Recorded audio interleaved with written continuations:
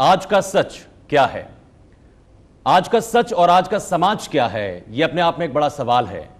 सवाल इस बात का कि अरस्तू ने यह तो कह दिया कि जो व्यक्ति समाज के बाहर रहता है वो पशु है या तो ईश्वर है, लेकिन इसको समाज में लोगों ने माना या नहीं माना, यह अपने आप में एक बड़ा सवाल है। हम बात शिक्षा की करते हैं लेकिन हम असमानता को भूल जाते हैं। हम बात गरीब की करते हैं लेकिन आर्थिक परिस्थितियों को भूल जाते हैं। यूएन की एक रिपोर्ट कहती है कि हिंदुस्तान के भीतर 1% आबादी ऐसी है जो 52% संपत्ति के हिस्से पर राज करती है।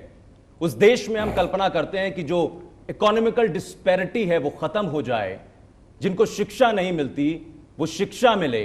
70% आबादी आज गांवों में निवास करती है। वहां की स्थितियां क्या हैं, इसको लेकर तमाम मंचों पर चर्चा होती है। लेकिन आज के सच में बात राजनीतिक नहीं, वैचारिक होगी, विचारों पर मंथन होगा और अपने खास पैनल के साथ चर्चा इसी बात पर करेंगे कि क्या शिक्षा की प्रणाली जो हिंदुस्तान के भीतर चल रही है उसमें कुछ बुनियादी और आमूलचूल परिवर्तन करने की जरूरत है, और अगर इन परिवर्तनों को किया जाए तो हिंदुस्तान का जो भविष्य है वो किस दिशा की तरफ आगे बढ़ेगा। इसके अलावा जो समानता की बात हम तमाम राजनीतिक मंचों से, सरकारों से, नेताओं से सुनते आए हैं, 70 साल के हिंदुस्तान के बाद भी आज उन्हीं बातों पर चर्चा होती है और हमारे समाज में व्यक्ति व्यक्ति को बर्दाश्त नहीं कर पाता। जाति विशेष के बातों को लेकर हम यहां पर विषमताओं को देखते हैं। वो अलग बात है कि जवाहरलाल नेहरू ने कहा था कि यूनिटी इन डाइवर्सिटी, लेकिन यह विषमता किस तरीके की जहां समाज में विघटन हो रहा हो। इसलिए बड़े सारे सवालों के साथ इस चर्चा को आज शुरू करते हैं। हमारे साथ जो खास पैनल है, सबसे पहले परिचय उस खास पैनल का आप सभी से करवाते हैं। हमारे साथ महंत योगी कौशलनाथ जी हैं, माफ कीजिएगा, महंत योगी कौशलनाथ जी हैं, जो कि मंडल प्रभारी हैं हिंदू युवा वाहिनी के। आपका बहुत बहुत स्वागत है कार्यक्रम में, चर्चा में। हम चाहेंगे कि आप समाज को और जो एक योगी देखता है, क्योंकि इस वक्त तो उत्तर प्रदेश की सरकार योगी के हाथ में है, तो मैं चाहूंगा कि एक योगी के नजरिए से भी, एक सामाजिक अंग के नजरिए से आप उस पर प्रकाश डालें।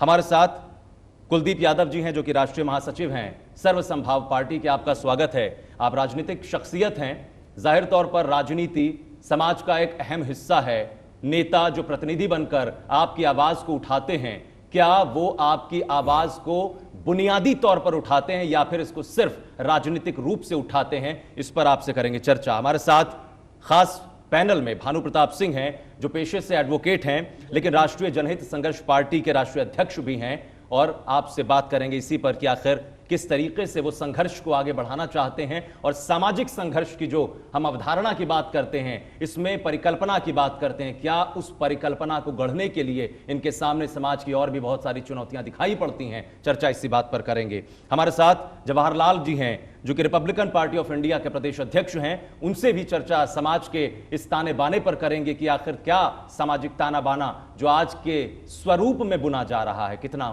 मजबूत है।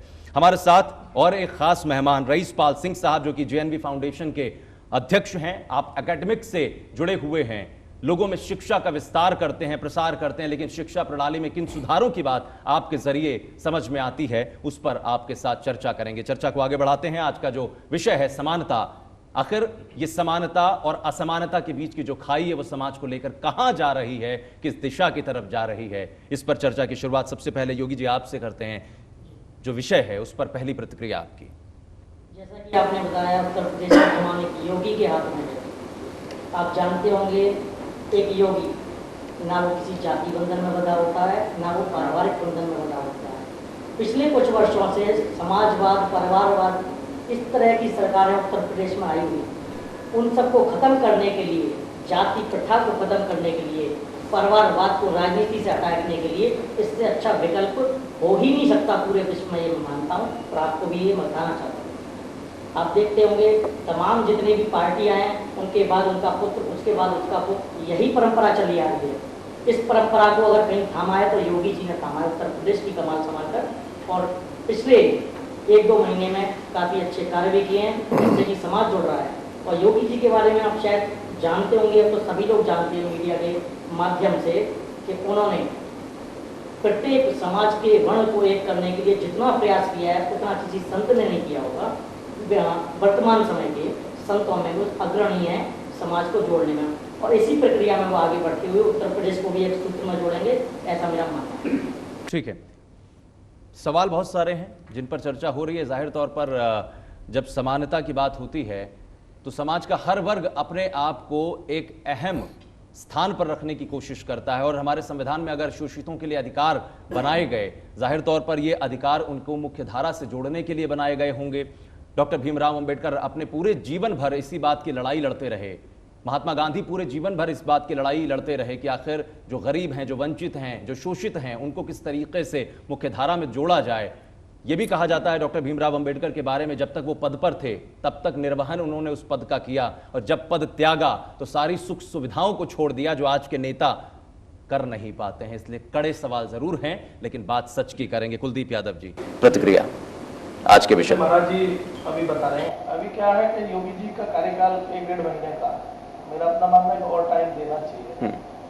और जैसे मान जी कह रहे हैं कि भाई परिवारवाद की राजनीति, ये परिवारवाद की राजनीति नहीं। अब क्या है कि व्यक्ति विशेष बड़ा है, परिवार छोटा है, ये कोई चिंता नहीं कर रहा कि प्रदेश छोटा है या प्रदेश बड़ा है। सबसे पहले तो अगर देश में हम लोग रहते तो हमारा देश बड़ा है, प्रदेश में रहते हमारा प्रदेश बड़ा है, ना प्रदेश की बात करनी चाहिए, ना कि हमें किसी अगर जैसा आज की चर्चा का विषय है, कोई राजनीतिक मंच तो है नहीं, सारे प्रबुद्ध लोग बैठे हैं, पॉलिटिकल भी हैं, एडवोकेट भी हैं, महान जी भी हैं।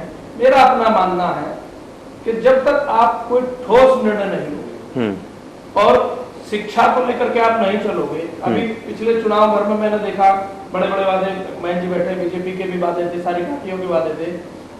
कभी कभार दिल में लगता है कि बड़ी शर्म आती है हम लोगों को कि हम लोग जिनकी वोट से हम लोग राजनीति करते हैं, उन्हें हम जाके मंच पे कहते हैं कि हम आपको ये देंगे। 70 साल आजादी के बाद का जितना ये समय चल रहा है, मैं ये नहीं समझ पाया आज तक कि क्यों बिजली, पानी, स्वास्थ्य, शिक्षा हमें कौन देगा। ये तो हमारी मूलभूत सुविधाएं हैं, इसका इंतजाम अगर पहली सरकारों ने किया होगा तो आज हमें इन वादों से जूझना नहीं पड़ता। मेरा इतना मानना है, इस पे बहुत काम करने की जरूरत है, और अभी समाज जोड़ने की नहीं तोड़ने की भी बात चल रही है। तो महान जी मैं कहूंगा कि समाज को एक अच्छे मैसेज दीजिए, सब लोग मिलकर भाईचारे का एक प्रतीक दीजिए कि हम लोग हमारे नहीं, एक वर्ग की सरकार नहीं, एक वर्ग की वो नहीं, जो इस देश में जन्मा हो, इस देश का सौभाग्य है। इस देश में जिसका जन्म लिया, जिस जाति में जन्मा, वो उसका सौभाग्य है। न किसी की जाति खराब है, न किसी का धर्म खराब है। अगर मैं किसी धर्म में जन्मा, मेरा धर्म सबसे सर्वोपरि है।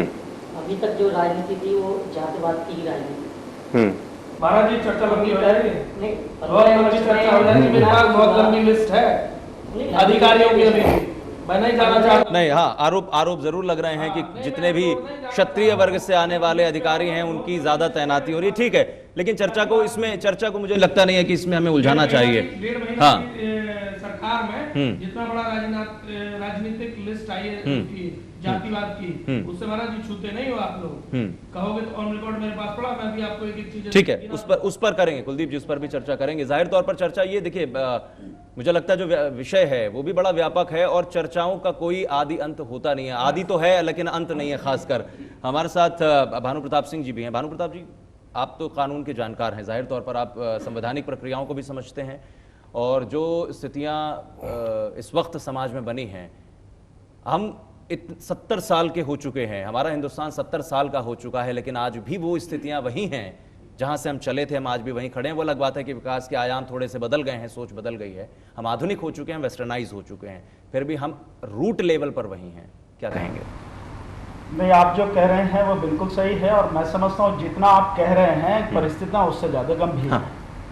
मैं एक छोटा सा आपके सामने एक उदाहरण दूंगा। आपने समानता की बात जी, तो समानता में एक प्रतिनिधित्व भी आता है कि जो भी समाज में है, इस देश में जो भी रह रहा है, उसको प्रॉपर प्रतिनिधित्व मिलना चाहिए। इसी के लिए रिजर्वेशन और बाकी सारी चीजें जो है सरकार की तरफ से दी जाती हैं, और संविधान में उसका प्रावधान है।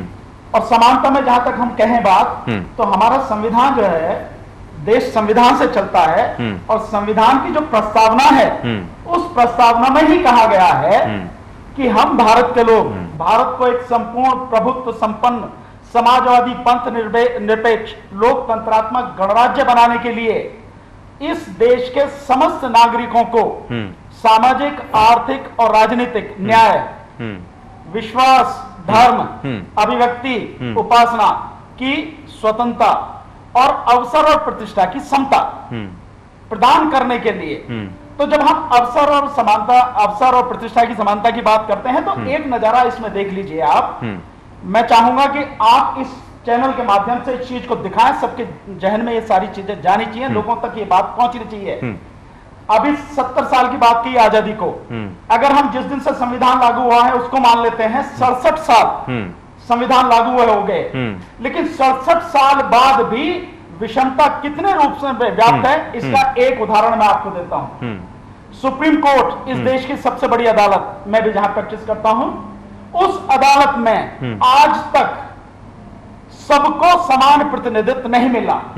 आप ऐसे देखें कि दलित समाज का, या यूं कहूं कि अनुसूचित जाति के 67 साल में केवल 3 जज बने हैं, केवल 3, 31 जज हैं सुप्रीम कोर्ट में, तो समानता कहां है? जबकि हर समय 6 जज होने चाहिए, कहीं समानता नहीं है। इस देश में 24 हाई कोर्ट है, वहां भी कमी है। आप देखिए 1050 हाई कोर्ट जजेस की सीटें हैं, अप्रूव्ड सीटें हैं गवर्नमेंट से, लेकिन तकरीबन 650 हाई कोर्ट के जजेस की सीटें भरी हुई हैं, बाकी 400 सीटें खाली हैं। गवर्नमेंट, सुप्रीम कोर्ट बार बार इस बात पे कह रहा है, लेकिन इस समय की जो वर्तमान गवर्नमेंट है, मोदी जी की सरकार है, उस पर बिल्कुल ध्यान नहीं दे रही है।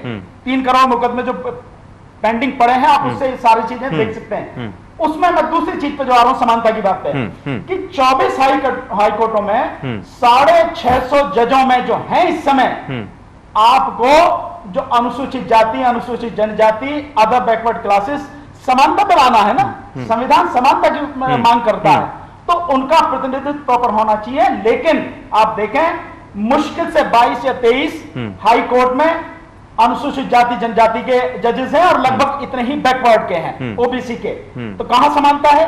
इसके आप आगे आ जाइए, आईएएस ऑफिसर है, जब रिक्रूटमेंट होती है उस समय तो ठीक है, प्रॉपर आपको मिल रहा है, लेकिन ऊपर टॉप लेवल पे जहां सारे निर्णय होते हैं, उन सारे निर्णयों में जो केंद्र सरकार के 1000 आईएएस ऑफिसर हैं, वो 1000 आईएएस ऑफिसर डायरेक्टर का पद सबसे नीचे, उसके ऊपर additional joint secretary, then additional secretary और फिर सेक्रेटरी। इस लेवल पर कहां समानता है? मुश्किल से 3% शेड्यूल कास्ट और शेड्यूल ट्राइब्स के लोग, उनको जगह मिली हुई है।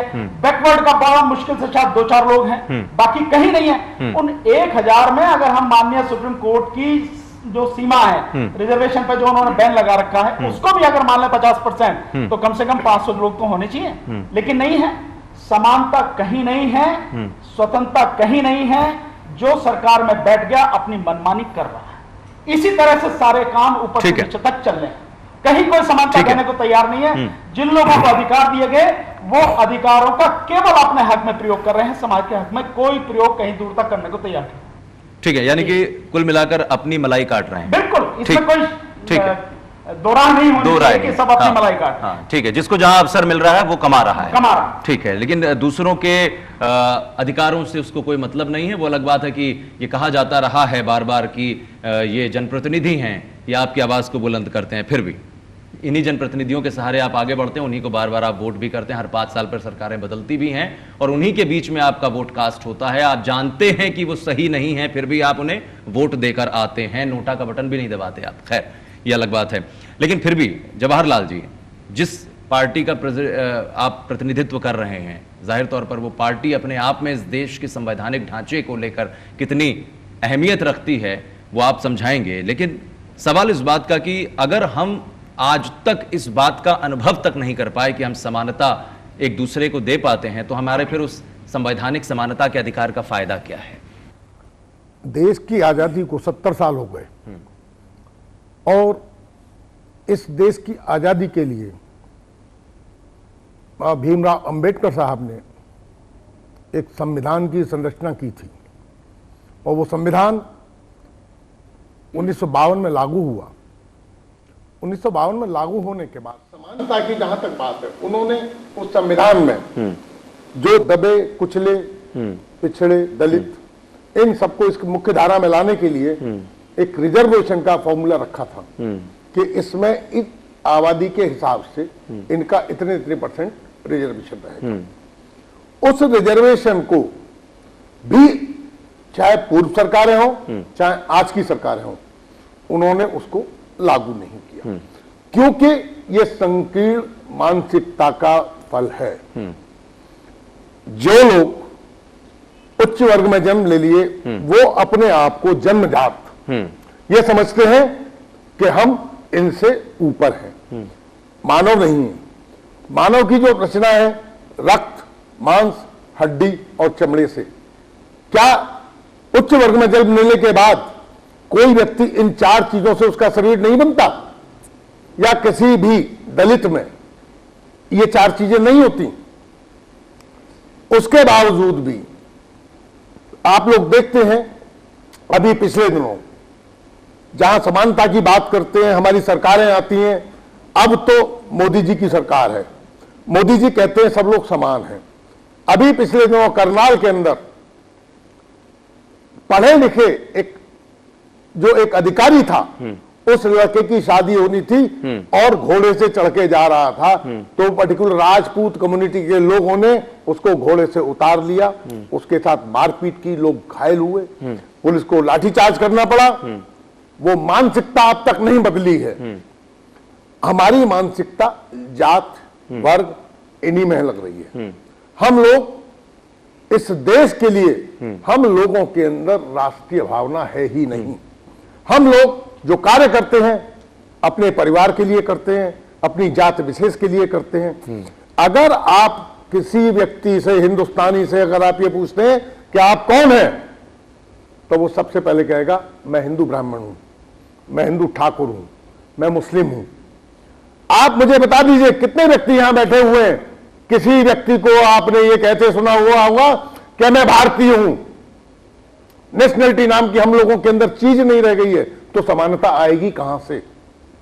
समानता आप एक जो बरसों की गुलामी करने के बाद आज इस कंडीशन पे आया कि वो आपके साथ कदम मिला के चलना चाहता है, लेकिन नहीं।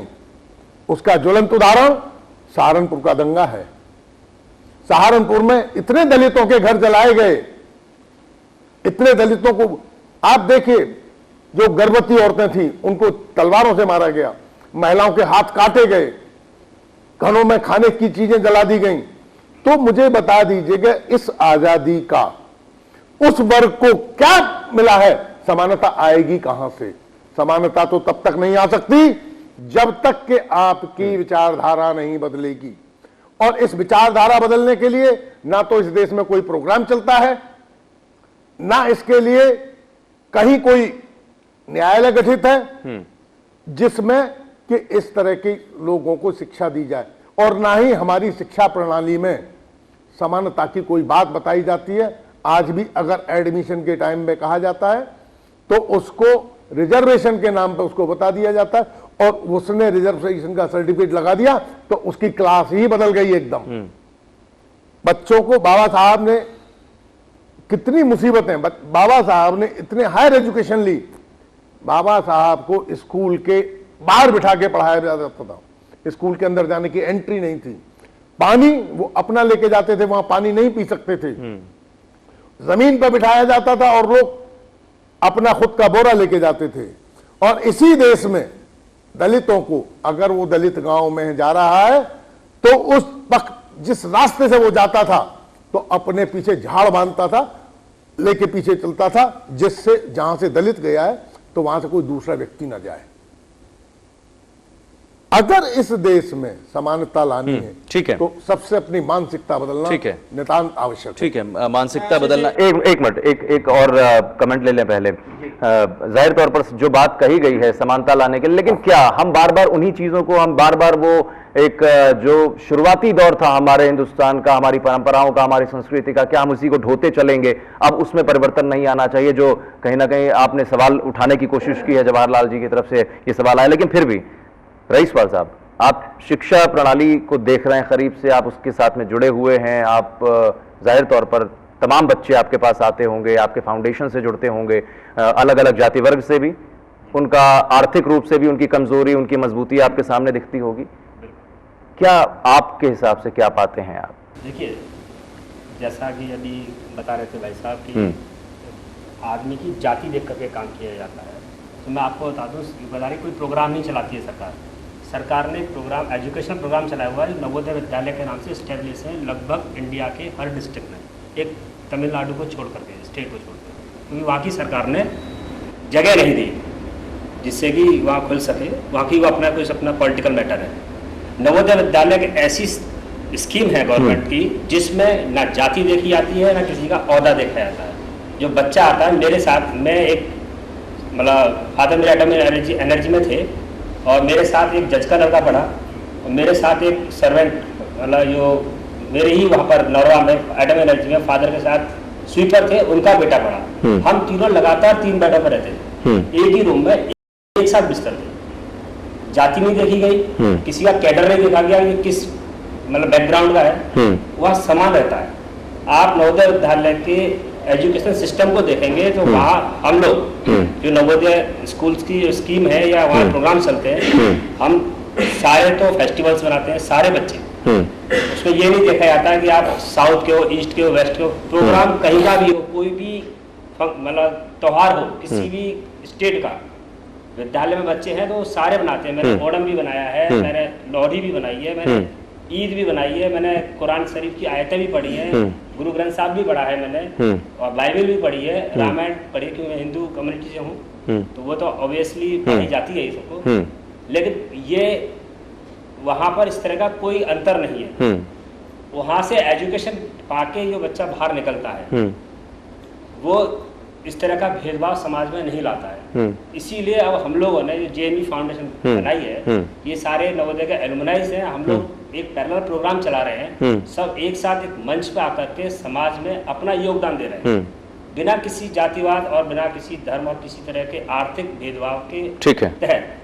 क्यों? क्योंकि जब हम लोग बाहर निकलते हैं तो हमें, क्योंकि वहाँ नवोदय में सारी एजुकेशन गवर्नमेंट ऑफ इंडिया देती है, हमारा 1 पैसा खर्च नहीं होता है।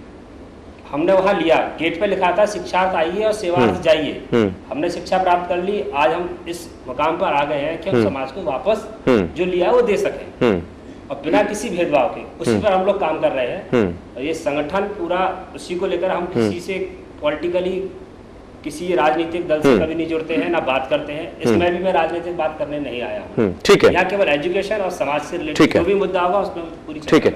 दलित बार बार शब्द अक्सर हम लोग सुनते हैं, अखबारों में लिखा होता है दलित हिंसा में मारे गए या जातीय हिंसा में दलितों को का कत्ल हो गया, शोषित वर्ग को उनको कहा जाता है, जबकि संविधान में इस तरीके का कोई शब्द नहीं है, कोई शब्दावली नहीं है। उसमें अनुसूचित जनजाति का हम लोग इस्तेमाल करते हैं। मुझे लगता है ये मेरी बात आप एग्री भी करेंगे इस बात से। बहुत सारे सवाल इस बात को लेकर हैं कि हम आरक्षण की बात करते हैं, जाहिर तौर पर जो मुख्य धारा में जुड़े हुए लोग नहीं हैं, जो शोषित हैं, जो कमजोर वर्ग है, उनको लाकर उसमें जोड़ा जाए।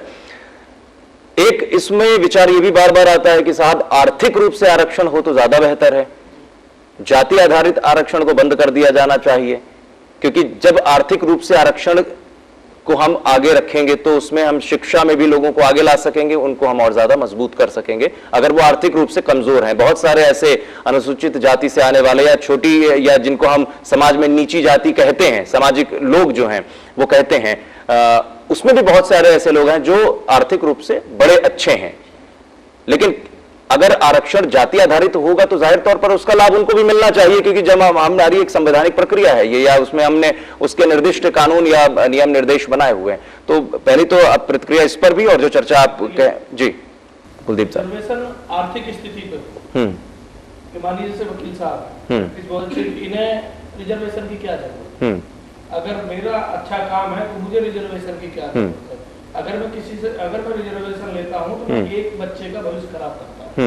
तो आर्थिक स्थिति के अनुसार ही रिजर्वेशन लागू हो इस देश में, पहली बात।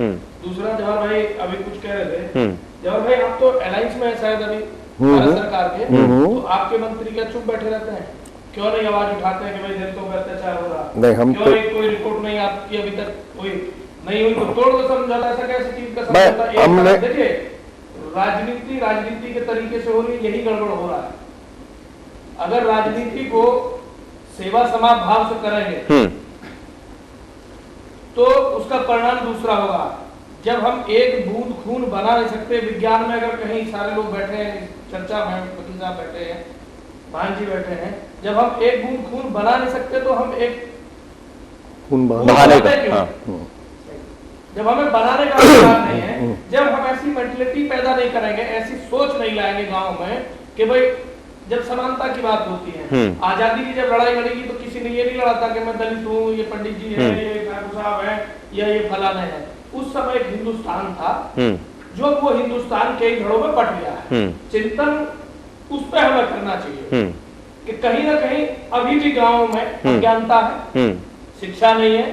कभी बड़ा आदमी लड़ता देखा आपने? पार्लियामेंट के अंदर लड़ाई हुई, बाहर जाकर कैंटीन में चाय पी, डिबेट में हम भी बैठे, हम भी आपस में लड़ेंगे, चाय पी लेंगे। वो बेसिक नीड ये ऑफ द स्क्रीन की, हाँ हाँ सही कह रहे हैं। मैंने हाँ जहां तक मेरा अपना सोचना है कि आप स्मार्ट सिटी की बात करते हो, जब तक आपका गांव स्मार्ट नहीं होगा कभी भी आपकी सिटी स्मार्ट नहीं होगी। देखिए, आप तो गांव की बात कह रहे हैं, मैं सबसे पहले कहता हूं कि पहले आपका घर स्मार्ट होगा तब गांव स्मार्ट होगा। सर गांव में घर ही तो लेकिन घर से तो संस्कार गायब हो चुके हैं। वही मैं, घर से तो संस्कार गायब हो चुके हैं।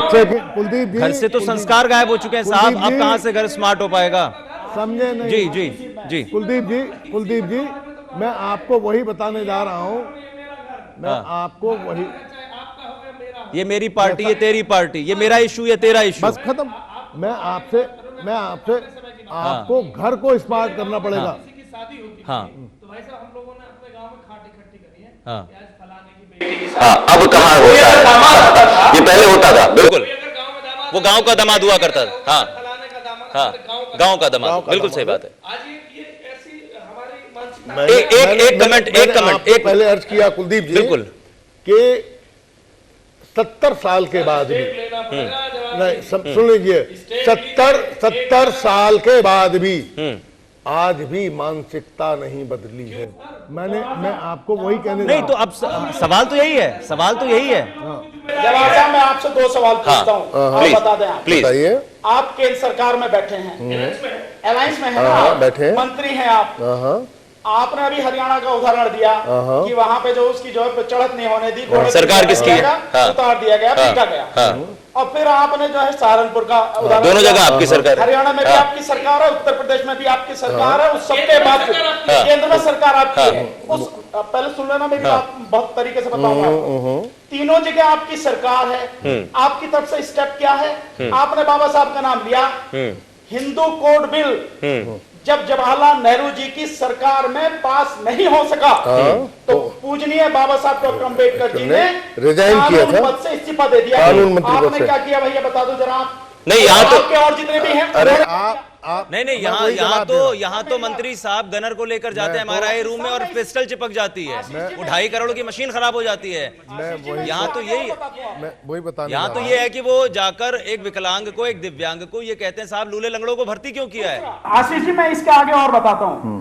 केंद्र सरकार में भी आप एजुकेशन की बात कर रहे थे, नवोदय विद्यालय, ये नवोदय विद्यालय जो भी कुछ है केंद्र सरकार की स्कीम है, केंद्र सरकार के माध्यम से हो ठीक रहा है। आप मुझे ये बता दीजिए कि केंद्र सरकार द्वारा संविधान में संशोधन करने के बावजूद शिक्षा को मौलिक अधिकार में जगह देने के बावजूद भी कानून सब कुछ बनने के बाद आज तकरीबन 8 या 9 साल होने जा रहे हैं, मुश्किल से 4 साल होने जा रहे हैं। इस समय मुश्किल से 8% आपका कानून लागू हुआ है। क्यों नहीं करती केंद्र सरकार? कौन रोक रहा है उसको? किस संसाधनों की कमी है? नवोदय विद्यालयों की बात करो, उनको भाड़ में जाने दो, पहले साइड में करो आप उनको।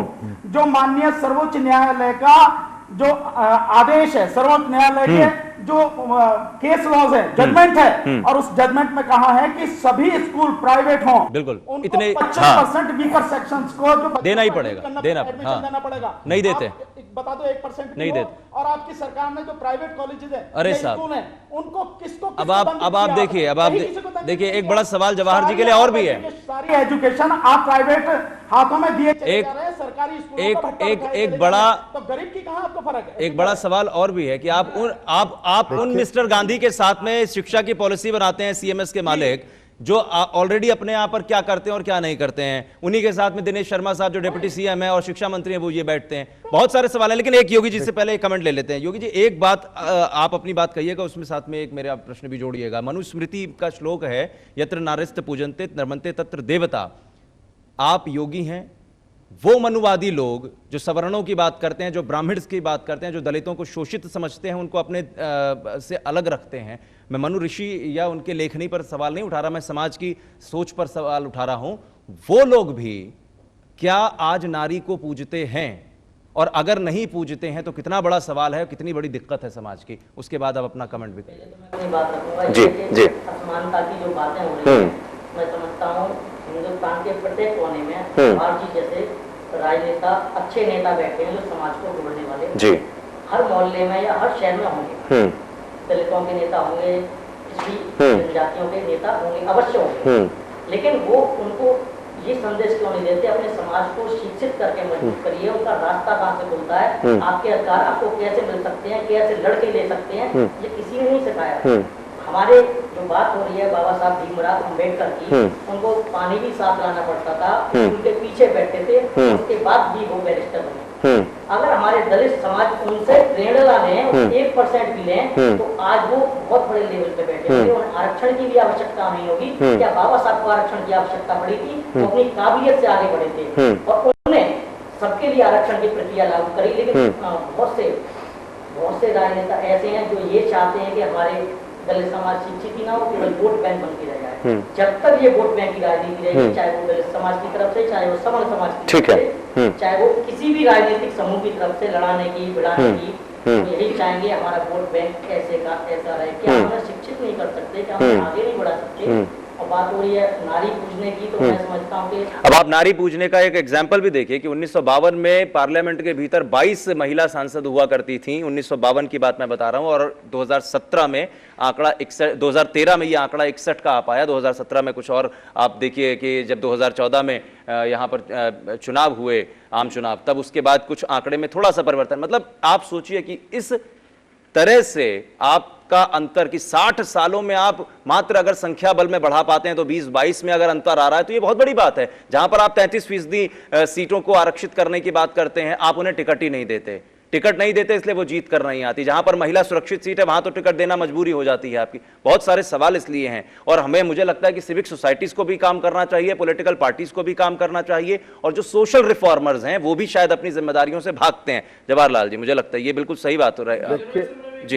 एक मैं वही कहने जा रहा हूँ, लागू हो गया, उसमें भी रिजर्वेशन उसके अंदर कि भाई जब तक आप किसी, भाई मेरी पत्नी है, मैं शहर में रहता हूँ, जब तक आपको जानकारी नहीं है। व्यापार है मेरा, बढ़िया व्यापार है, मेरी पत्नी का कभी लेना देना नहीं, मैं नौकरी कर रहा हूँ, मेरी पत्नी यहाँ अपना कुछ कर रही है। अब जब रिजर्वेशन की बात आई तो मैंने टिकट लगाई, मैंने जाके टिकट ले लिया, तो मेरी पत्नी जीत के आ गई। एक बयान को बड़ा तोड़ मड़ोड़ के पेश किया गया था पार्लियामेंट के अंदर, जो नेताजी ने कहा था बड़ा। यादव जी आपको रिजर्वेशन की एक और विषमता बता दूं, जिसकी वजह से कि क्या हो रहा है और कितनी बड़ी साजिश होती है। जहां रिजर्वेशन की बात आती है, रिजर्वेशन जन्मजात माना गया है, जन्मजात माना गया है। एक ब्राह्मण, ठाकुर, जाट, यादव, जो वर्ण व्यवस्था थी, नहीं, हाँ, किसी भी अनुसूचित लड़की से शादी कर लेता है। हमारे यहाँ अगर इंटरकास्ट मैरिज कोई करता है तो उसको समाज से बहिष्कृत कर दिया जाता है। वो शादी करने के बाद भी जाटव बनी रहती है या दलित बनी रहती है। ये तो बड़ा आदर्श समाज की स्थापना की बात आप कर रहे हैं। ये सुनिए, बड़ा मुश्किल है जवाहरलाल जी, बड़ा मुश्किल सुन है। तो लीजिए ना, ये हमारी बात सुन हाँ, तो लीजिए ना, मेरी नहीं मेरी बात पूरी सुन तो लीजिए। और हो क्या रहा है हाँ, इस राजनीतिक परिप्रेक्ष्य में कि दलितों के साथ जो घोर अन्याय हो रहा है, अब उन्हीं महिलाओं को उन्हीं दलित सीटों पर लड़ाया जाता है जो किसी राजपूत की पुत्रवधू है, किसी जाट की पुत्रवधू है या किसी ब्राह्मण की पुत्रवधू है। हाँ, क्योंकि उसकी कास्ट वही रहती है, क्योंकि कास्ट वही रहती बिल्कुल है। सही बात है, बिल्कुल सही बात। यही नियम है। राजनीतिक सत्ता हाथ में रखने का इंस्ट्रूमेंट इंस्ट्रूमेंट है। बता रहा हूं। अच्छा, और इसकी प्लानिंग लोग बहुत सोच समझ के करते हैं और दसियों साल के बाद उसको अमल में लाते हैं। और वही हो रहा है, आज जागरूकता नहीं। हाँ, तो अगर शिक्षा, रही बात शिक्षा की, आशीष जी जरा एक बात मैं जरा पूछना चाहूंगा योगी जी से। ये बार बार ये मतलब समानता के बाबा साहब को जरूरत नहीं पड़ी उसकी रिजर्वेशन की, मुझे भी जरूरत नहीं है रिजर्वेशन की। मैं अपने परिवार में मेरी बच्चियां 2 बेटियां हैं मेरी, बहुत आराम से पढ़ रही हैं, मैं रिजर्वेशन नहीं लेता। मेरे जैसे कितने लोग हैं जो रिजर्वेशन नहीं लेते। बात ये नहीं है, बात इस बात की है कि संविधान जो हमारी पार्लियामेंट की रिपोर्ट है वो ये कहती है, पार्लियामेंट की रिपोर्ट, कि अभी भी अनुसूचित जाति जनजाति के 80% समाज उसे 2 वक्त की रोटी नहीं मिलती, उसे शिक्षा नहीं मिलती। और अभी रिजर्वेशन आपने पूरा नहीं किया, 67 साल में रिजर्वेशन पूरा नहीं किया, तकरीबन 10-11% रिजर्वेशन आज भी खाली पड़ा है। पहला आप एक चीज को पूरा करके बताओ और फिर कहो कि हम नहीं देंगे रिजर्वेशन। ये तब तो जिम्मेदार हैं आप जैसे लोग या सरकार। हम जैसे लोग क्यों? एक मिनट, हम जैसे लोगों से क्या मतलब? हम नहीं, आपने मेरे को मैं योगी जी मैं योगी जी आप ये बता दीजिए, एक मिनट योगी जी, नहीं मैं दलित नहीं देख रहा, मैं दलित नहीं देख रहा, मैं योगी जी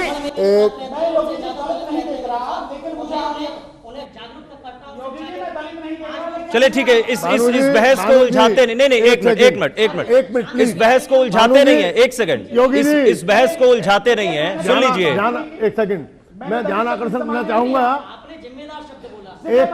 अरे भाई नहीं, जो समाज का अंग है हम भी जिम्मेदार उतने ही हैं, आप भी जिम्मेदार उतने ही हैं। अगर हमारा समाज विघटित होता है, टूटता है, तो हम सभी जिम्मेदार हैं, क्योंकि हम लोग सामाजिक अंग हैं, हम लोग समाज। हाँ बिल्कुल, भानु जी बहुत संक्षेप में इस बात को कोट करिए। हाँ चलिए, जी जी। आपसे मेरा मतलब है कि आप साधु संगत की बात मैं करता हूं, आप साधु संगत में हैं, आज सरकार में हैं आप ही बता दीजिए कि साधु संगत ने इस देश की ने या इस देश की आज की वर्तमान सरकार में जो प्रदेश में है या केंद्र में है, क्या कदम ईमानदारी से इस भेदभाव को मिटाने के लिए उठाए हैं, और क्या जो है आपने शिक्षा या और चीजों में कहीं भी कोई एक स्टेप आपने उठाया हो?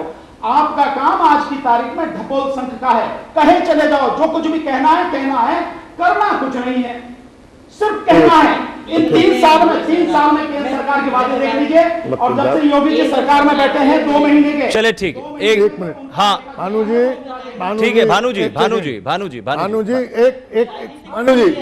सेकंड, हाँ योगी जी भानु जी प्लीज एक मिनट, चले राजनीति से डर क्या है? बाबा साहब डॉक्टर अम्बेडकर कहते हैं कि राजनीतिक शक्ति हर ताले की चाबी है, सब कुछ वहीं से होना, और हम भी अपनी आंखों से देख रहे हैं कि सब कुछ वहीं से होना है। और इन्होंने इशारा भी किया, यादव जी ने बड़ा बढ़िया इशारा किया कि अगर 2 महीने में जितने ट्रांसफर और पोस्टिंग ये सारे हुए, इसकी पूरी कुंडली खोल दूंगा तो आपको सारी सच्चाई पता लग जाएगी कि किस जाति विशेष के सारे ये तो बात ये है, ये सारी की सारी चीजें 2 महीने में आपने किया, 3 साल से केंद्र सरकार। आप बताएं तो सही ईमानदारी से कि समाज की असमानता खत्म करने के लिए, शिक्षा प्रणाली को बढ़िया करने के लिए ठीक है, आपने क्या कदम उठाए हैं? कहीं कोई कदम नहीं आपका? हाँ एक योगी जी आगे बढ़ के सरकार से अपनी मांग करनी चाहिए या डिबेट्स में? नहीं भाई, डिबेट में नहीं की जाती है। आप अपनी मांग करिए। योगी जी लिखित, एक सिर्फ आधा मिनट लिखित की बात कर रहे हैं आप। सहारनपुर का जो है जवाहरलाल जी ने उदाहरण दिया, 56 लोगों के घर जले हैं, FIR केवल आज तक 5 हुई हैं, उस समाज की जिसके 56 घर जले हैं, दलित समाज के 32 जो कंप्लेंट है अभी भी थाने में पड़ी है, कहीं किसी। ठीक है, एक बात सुन लीजिए आप सभी लोग। भानु जी एक सेकंड, भानु जी सुनिएगा, मैं बता दूं, सुनिए योगी जी मैं आपको एक बात बता दूं, जरा अनुसूचित जात के जनजात के लोगों के यहाँ जाके देखिए। मैंने उन जगहों का दौरा किया है जिसको आप नक्सलाइट कहते हैं, मैंने उन जगह का दौरा किया है। वहां आज भी ऐसे परिवारों से मैं मिला हूं जिन्होंने 6 महीने से अन्न की रोटी नहीं खाई है।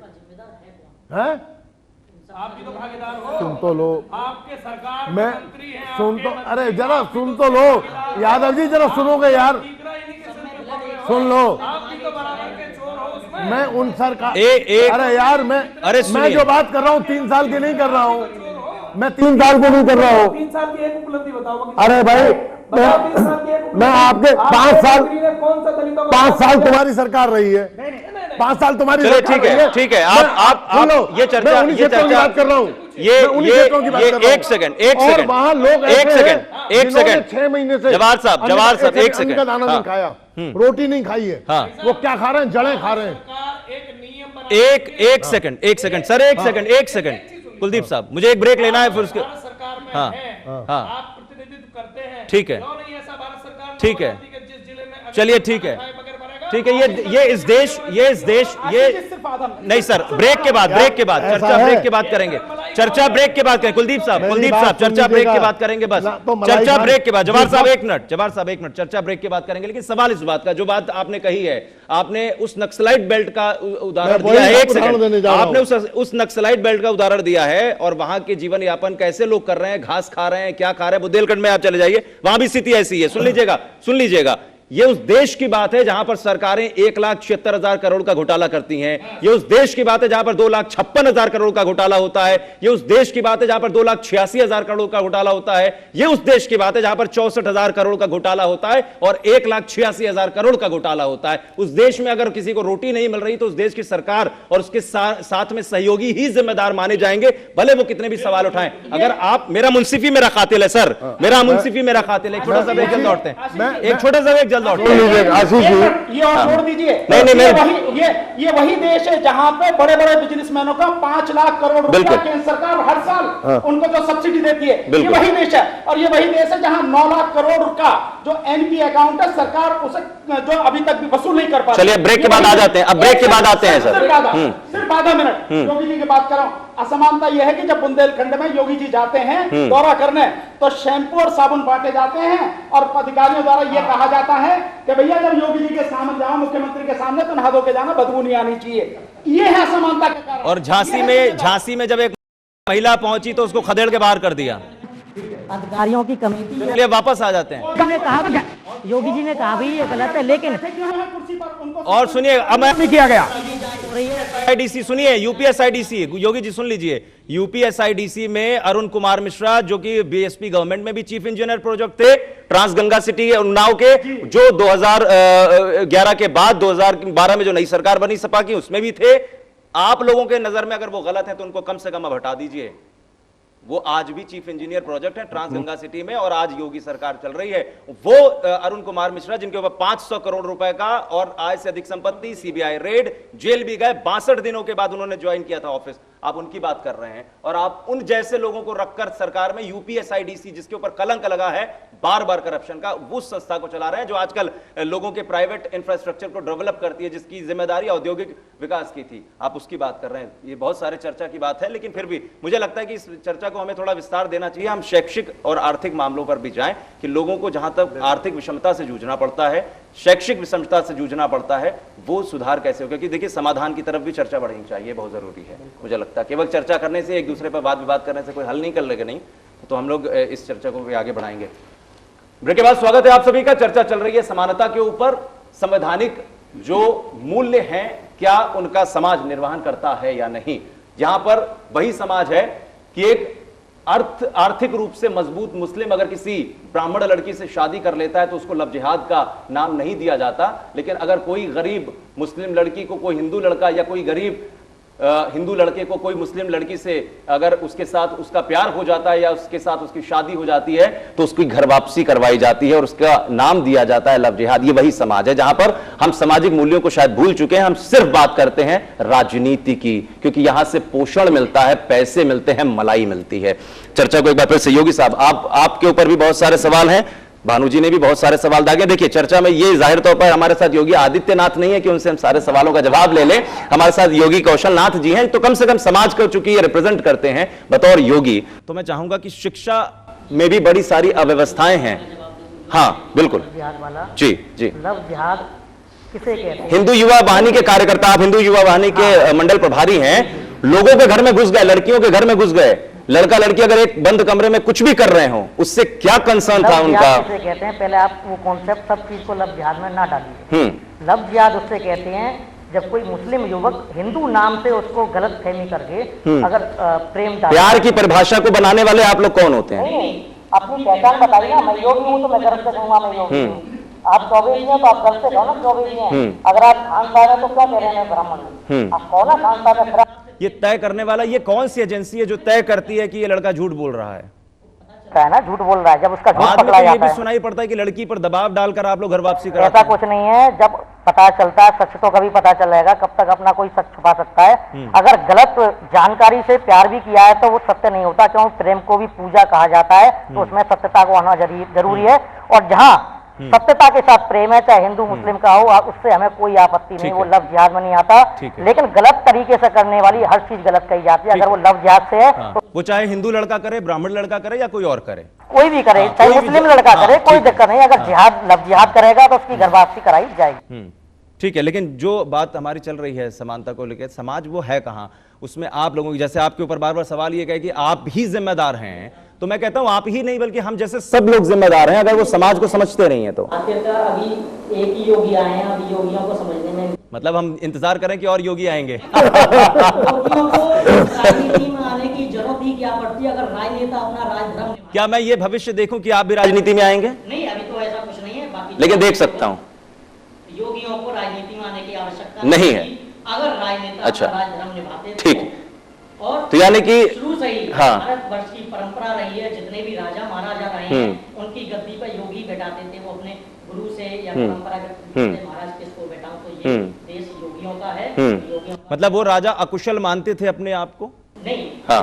देखो एक प्रदेश में योगी जी आगे तो सारे प्रदेशों में योगी बैठा तो ले जाते हैं। नहीं, दारू कुशल खट्टा होगा। चीफ मिनिस्टर कोई योगी इस लायक होगा तो अवश्य बैठेगा। अगर बाबाओं को ठीक है, ठीक है। लेकिन कर बैठे हैं। और दूसरा बात, ठीक है। समानता की ही बात करते हैं। आप किसी भी जगह चले जाइए, गोरखपुर में क्षत्रिय और ब्राह्मणों का, हमने बहुत पुराना हरिशंकर तिवारी का नाम अगर आपको याद होगा, और भी तमाम नाम वहां के हैं कि हमने किस तरीके से ब्राह्मण और क्षत्रिय की लड़ाई देखी है। आपने याद है ये भी आपको? देखा होगा गोरखपुर में जो मेन मंदिर है, मुख्य मंदिर के रसोईया एक वाल्मीकि है। क्या आपको ये पता है? आपको ये पता है कि वहाँ सफाई करने वाले मुस्लिम कर्मचारी हैं? क्या आपको ये पता है? कार में एक को आग लगा दी। ऐसे तो चलिए सर, देवा शरीफ में मैं दिखाऊं हिंदू सारे वहां पर नहीं, जो छुआछूत की बात करते हैं, मैं उनको संदेश दे रहा हूँ। गोरखपुर मंदिर या गोरक्षनाथ जी सिद्धपीठ बैठे हैं, वहाँ का रसोईया एक वाल्मीकि जी हैं। सुनिए योगी साहब, सुन लीजिए। ये भी एक बात। वाराणसी के कितने मदरसे मैं आपको लेकर चलूंगा जहां पर गीता का पाठ्य कराया जाता है और बच्चे संस्कृत में पढ़ते हैं उन मदरसों में। वही तो बात करता हूँ। मैं आपको लेकर चलूंगा, दिखाऊंगा। और हाँ, मुसलमान सेवक भी हैं और आसपास मुसलमान बस्ती हैं। राजनीति और धर्म को पहले अलग रख के बात करिए। मुझसे राजनीतिक सवाल ही मत कीजिए। कि उनकी शहनाई से काशी के घाट उजागर होते हैं, उसकी भोर होती है। मैं वही तो कह रहा हूँ, राजनीति और धर्म को पहले अलग करिए। मैं राजनीति प्रतिनिधित्व नहीं करने आया योगी जी का, मैं धार्मिक प्रतिनिधित्व करने आया हूँ। ठीक है ना? लेकिन धर्म ने कहीं ना कहीं तो समाज को तोड़ा भी है। एक मिनट, धर्म जोड़ता है लेकिन धर्म ने तोड़ा भी है, ये मानेंगे जिन समाज लोगों ने तोड़ा है उनको समझ कम होगी, क्योंकि हमारा धर्म कहता है सर्वे भवन्तु सुखिनः सर्वे सन्तु निरामया सर्वे भद्राणि पश्यन्तु मा कश्चित् दुःख भाग् भवेत्। उसने ये नहीं कहा कि सवर्ण खुश हो या दलित दुखी हो, सर्वे भवन्तु। हम तो ये कहते हैं, चलो भारत की छोड़ो, हम कहते हैं वसुधैव कुटुम्बकम, पूरी धरती को अपना परिवार मानो। ठीक है। ये हमारे धर्म, योगी जी ये बता दो आप, ये आपका जी वही धर्म, आपके वही साहित्य, पूरा ठीक है। हिंदू साहित्य पढ़िए जो लेकिन रईस पाल साहब बड़ी देर से खामोश हैं, बड़ी देर से खामोश हैं। जो जिसने पढ़ा है वो उसी तरह का बाँचेगा। एक कमेंट ले लेते हैं। आप केवल वही पढ़ना चाहते हैं और मैं समानता के साथ जोड़ना चाहता हूँ, तो केवल मैं वही पढ़ता हूँ जिससे कि समाज जुड़े। हाँ ठीक है। जिहाद की बात कर रहे हैं, ये सारी असमानता हिंदू साहित्य पूरा पढ़ के देख लीजिए। जो 16 संस्कार हैं, 4 वर्ण हैं, उस सब में बाकायदा, और 8 विवाहों के इनके जो ढंग है, तरीके हैं, अपने हिसाब से जो इन्हें ठीक लगता है वो करते हैं। ये पूरा इतिहास भरा पड़ा है, उसे पढ़ लीजिए आप। ठीक है। ये सारी जड़ें उसमें हैं।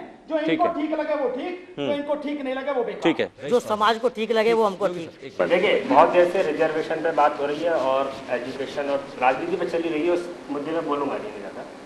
रिजर्वेशन का है, अभी तक क्या है, आज़ादी से लेकर आज तक का रिजर्वेशन का आप उठा लीजिए इतिहास, केवल उन्हीं लोगों को रिजर्वेशन का फायदा हो रहा है जो शुरू से ही संपन्न या पढ़े लिखे परिवार में से है। आईएएस जो पहले था रिजर्वेशन कोटे से या उससे पहले था, उसी के परिवार के बच्चे आज तक, क्योंकि उनको अपने अधिकारों की जानकारी है। अधिकार वही सहूलियत है। राजनीति कैसे पनपे, उनकी कैसे फलीभूत है इन नेताओं की, वो इसलिए दबे कुचले जिनका शब्द कहा जाता है, उन लोगों को उसकी जानकारी देते ही नहीं है। कहने को IAS ट्रेनिंग सेंटर्स खोले जाते हैं, तो कहते हैं कोचिंग सेंटर्स खोले जाते हैं, वहां भी आप जाके देखेंगे तो शायद जो आर्थिक रूप से दलित या SC ST जो लोग हैं, उनका एडमिशन नहीं है वहां पर। वहां भी वही बच्चे पढ़ रहे हैं जिनके फादर ऑलरेडी रिजर्वेशन का फायदा लेकर के ठीक है, अच्छे पोस्ट पर है। हाँ, जब एक बार एक आदमी को रिजर्वेशन मिल गया उसी कमेटी से, उसको त्याग देना चाहिए कि मेरी कमेटी में दूसरा आ गया है, वो अवसर प्रदान नहीं किया जाता। इसीलिए ये खाई बनी हुई है। बता रहे थे साहब सुप्रीम कोर्ट में इतने पद खाली हैं। अरे जब एक ही खुरी चली आएगी, एक ही मैं कहूँ ऊपर से अगर देखो एक ही कोटे के लोग चले आएंगे तो बाकी को फायदा कहाँ मिलेगा? मिलेगा ही नहीं। और दूसरी आप कह रहे थे नवोदय जाए भाड़ में। आपको पता है नवोदय विद्यालय से हर साल कितने विद्यार्थी पास आउट होकर निकलते हैं और कितना समाज में उसका प्रसार करते हैं? आप ही बताओ, करते हैं। फिगर आ जाएगी, आप ही बिल्कुल बताओ। बता रहा हूँ, लगभग 45,000 45,000 बच्चे हर साल नवोदय से पास आउट होते हैं। 45,000, 600 नवोदय विद्यालय है, 1 से 80 बच्चे निकलते हैं, जिनमें कुछ बच्चे ड्रॉप आउट भी हो जाते हैं या कहीं बीच में छूट गए या जो भी केस रहता है। अप्रॉक्स 45,000। रईसपाल जी इसमें ये भी बता दिया अनुसूचित जाति जनजाति कितने निकलते हैं? आंकड़ा पूरा है। वही मैं कहने जा रहा था। पूरी बात बता रहा हूँ आपको। आपका एक आर्थिक समानता 75% रूरल का रिजर्वेशन है उसमें, 75%, 25% होना चाहिए आर्थिक का, वहाँ 75% ग्रामीण अंचल का है और 25% शहरी है।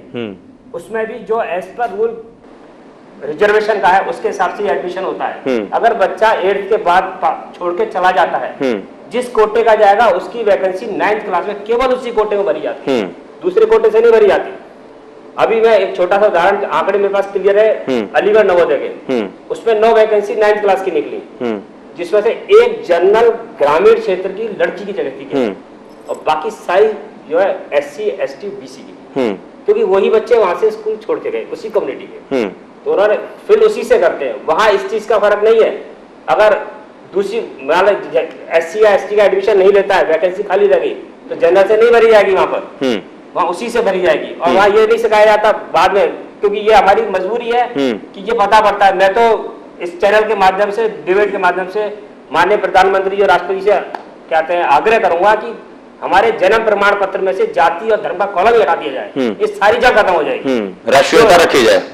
अच्छा स्वागत है, साधुवाद है, खत्म हो जाएगा। रोज की रात जो है ये खत्म हो जाएगी। बिल्कुल इसके लिए साधुवाद है। आपकी बात में एक बात कहने जा रहा हूँ। हाँ। ये क्यों नहीं होगा? हाँ। क्योंकि राजनेताओं की राजनीतिक रोटियां सीखना बंद हो जाएंगी। हाँ। इसलिए इस पर कभी कार्रवाई होगी भी नहीं, हाँ। ये मैं कह रहा हूँ। और नहीं है तो आप प्रयास जा- करके देख लीजिए। हाँ। और मैं और मेरी सारी जो नवोदय कम्युनिटी, चलिए आप राजनेताओं को साइड में करिए, समाज के लोग शुरू करें। बिल्कुल। मैं नहीं इनिशिएटिव लेना पड़ेगा। मैं कहता हूँ सर, मैं अपना मैं आपको बता नहीं लगाऊंगा, मैं गुप्ता नहीं लगाऊंगा, मैं चौहान नहीं लगाऊंगा, मैं भदौरिया नहीं लगाऊंगा, भारतीय लगाऊंगा। मैं कुछ नहीं लगाऊंगा। हाँ। हम शुरू करें। हाँ। नाम को सरकार रखती है आगे, नाम को मैं रखता हूँ, परिवार रखता हूँ, पहले मैं शुरू करता हूँ। भानु प्रताप जी इसी की कड़ी में बता रहा हूँ। हम लोगों ने, क्योंकि हम नवोदय हैं, हम केवल JNV या नवोदय लिखते हैं अपना। हाँ। बाद में हम वो नहीं लिखते कि साहब हम लिखेंगे रईसपाल सिंह नवोदय, कोई जाति नहीं है, कोई ठीक है, धर्म नहीं है हमारा। ठीक है, रईसपाल सिंह जी, ठीक है। जी आपने अभी कहा कि 9 वैकेंसियां थी। जी आप ये भी तो देखिए कि नवोदय विद्यालयों में जी कितने रिजर्वेशन का पालन होता है। जो एज पर गवर्नमेंट सुन लीजिए, एज पर गवर्नमेंट, देखिए मैंने जो भी है, रईसपाल सिंह जी मेरी बात सुन एज लीजिए। पर गवर्नमेंट रूल्स, बहुत ऐसी चीजें हैं जिन्हें देख के आपको लगेगा इतना विकास हो रहा है, इतना बढ़िया हो रहा, धरती पे क्या, जमीन पे क्या है, जमीन पे कुछ नहीं है। अच्छा, ये सब काम वो तो वैकेंसी तो नहीं है। आप वैकेंसी देखिए, वैकेंसी तो रह ही जाएंगी। हुआ नहीं हूँ आप रईसपाल 8% का आंकड़ा मांग लीजिए कि एक रईसपाल जी, RTI से मैं मांग लूंगा, आप तो जुड़े हुए हैं, आप ही दे दीजिए, इस चैनल के माध्यम से दे दीजिए, पूरे देश को पता लग जाएगी कि 45,000 स्टूडेंट हर साल पास होते हैं। इसमें तो ये कितने आप- SC और ST के हैं? ये जनरल है, ये SC है, ये ST है, ये बैकवर्ड है। देखिए और मैं आपको ये बता रहा मैं हूँ, क्यों नहीं बता पाऊंगा? क्योंकि मैंने आज तक मेरे साथ जो भी पढ़े हैं, अगर किसी से या बाद में पढ़े या मिलते हैं या यहाँ पे आपके सामने जो विशाल जी और ये हैं यहाँ पर जो मुझे यहाँ तक लाए हैं, मैंने उनसे भी ये नहीं पूछा कि आपकी जाति क्या है। मैं किसी से मिलता हूँ केवल हेलो हाय नाम, उसके आगे मुझे कोई मतलब नहीं, ये तो बड़ा आदर्श समाज की हम स्थापना करने की बात कर रहे हैं। ये बड़ा मुश्किल है, सुन लीजिएगा। ये बड़ा मुश्किल है, लेकिन अच्छी चीज है, ये अच्छी चीज है, होना यही चाहिए। आपको नवोदय लेकिन ये उस समाज की सच्चाई की बात को अवगत नहीं करा रहे, जिस समाज की सच्चाई ये कहती है कि साहब आप जैसे ही आपके घर में कोई इस जाति वर्ग से आता है आपकी प्यालियां बदल जाती हैं, आपकी प्यालियां बदल जाती हैं, आपके बैठने के स्थान बदल जाते हैं। और मैं आपको एक बात देखिए, मुझे बात पूरी कर लीजिए। आप कह रहे हैं कि उस समाज की चर्चा नहीं कर रहे हैं, मैं इसलिए नहीं कर सकता कि उस समाज उन रूलों को फॉलो नहीं कर। चलिए ठीक है, ये अच्छी बात है, ठीक है जवाहर साहब, आप चलिए ठीक है, ठीक है, ठीक है, चलिए ठीक है, ठीक है, बहुत ठीक है, अच्छी बात है। हाँ, और देश में आप जैसे इनिशिएटिव लेना चाहिए। एक सेकंड, जरूरत है, हाँ। और ऐसे बहुत लोग हैं भी। हाँ ठीक है, जो इस तरह का एक सेकंड भेदभाव वकील नहीं करते। साहब, मैं बहुत चंद लोग आप एक चीज लेकिन देखिए, एक अध्ययन कीजिए जरूर है। इस देश की शिक्षा प्रणाली का, इस देश की शिक्षा प्रणाली का, बिल्कुल इस देश की शिक्षा प्रणाली इतनी डिफेक्टिव है, इतनी डिफेक्टिव है कि जिस आदमी को क्लर्क की नौकरी न मिले, चपरासी न बने, वो क्या करता है, उनने क्या इंटर किया, बीए किया और बीएड किया, बोले टीचर तो हो ही जाएगा, चपरासी नहीं हुआ और वो लगा के टीचर हो गया।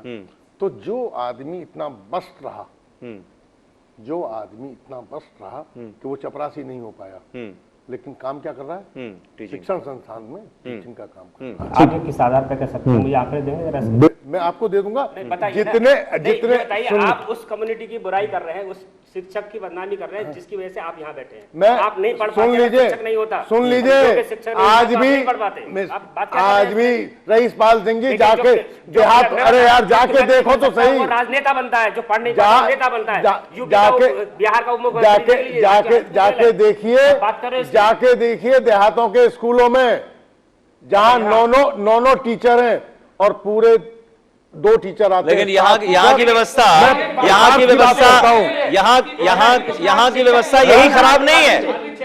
नहीं, यहाँ की व्यवस्था यही खराब, यहाँ की व्यवस्था, यहाँ एक मिनट रईसपाल साहब, यहाँ की व्यवस्था इतनी खराब नहीं जिसका आपने जिक्र किया। आप यहाँ की व्यवस्था को देखिए, कॉपी जांचने वाली वो महिला जो इंग्लिश की टीचर है, उसके पास गणित की कॉपी जाती है, तो वो क्या जांचेगी? वो खुद कह रही है कि मैं इंग्लिश की टीचर हूँ। केवल ये नहीं है, देखिए आप क्योंकि आप भर्ती नहीं ठीक है, करते हो, हाँ, कुल मिलाकर दिक्कतें हैं, परेशानी है। हाँ, न्यूज चैनल से हाँ, जुड़े हैं, आपने कई न्यूज चैनल्स पे जो बड़े प्रतिष्ठित हैं, देखा है। जो गवर्नमेंट की तरफ हाँ, से आंकड़े हैं वो हाँ, सारे आते हाँ, हैं। आप वो देखिए हाँ, कि हमारे देश में हाँ, जो 12वीं तक की शिक्षा है, वहां तक आज भी 8 लाख शिक्षकों की कमी है। कमी है, नंबर बिल्कुल एक। निश्चित रूप से कमी। दूसरा, निश्चित रूप जो से शिक्षक हैं हाँ। उनमें 60% शिक्षक वो हैं जो डिस्क्वालिफाइड, डिस्क्वालीफाइड। इसलिए इन्होंने जो कहा है वो बात, हाँ, है, बिल्कुल हाँ, सही बिल्कुल कहा सही। है कि जब डिस्क्वालिफाइड हाँ। लोग अगर एजुकेशन के सिस्टम में आ जाएंगे तो शिक्षा कहाँ से आएगी? अच्छा, इसका जवाब ये है, देता हूं आपको। वो सिस्टम मैं नहीं इसी का गवर्नमेंट का जवाब बना देता है। हूं हमारे प्रधान जी। कोई ये जो तरीका नहीं आप बना कह रहे हो, हाँ। 60% या 8 जो भी परसेंट आप कह रहे हो अयोग्य शिक्षक हैं, वो अभी पिछले 2 साल में पैदा हुए हैं। अरे सर, अब ये बात नहीं, नहीं, भाई साहब, ये नहीं, ये कैसे आप कह सकते हैं, ये कैसे आप कह सकते हैं? वो क्या बात कर रहे हैं, क्या बात कर रहे हैं आप? नहीं, ये बहुत पुरानी बात आप कर रहे पुरानी हैं। बात बता रहा ये हूं। बात मानने जब वाली नहीं रईसपाल जी है। सुनेंगे एक मिनट, तो आपके रोंगटे खड़े हो जाएंगे। एक मिनट। आज भी 9 तो टीचर हैं हाँ। स्कूल के अंदर, हाँ। और छात्र कितने हैं? 2। और अब क्या हो रहा है कौन से बेसिक एजुकेशन की बात कर रहे हैं? भाई, एक बात मुझे माने हुए, बीएड टीचर लग जाता है, वो अपनी जगह पर किसी और को लगा देता है, कहता है कि साहब मेरी सैलरी दे 5,000 तुम रख लेना।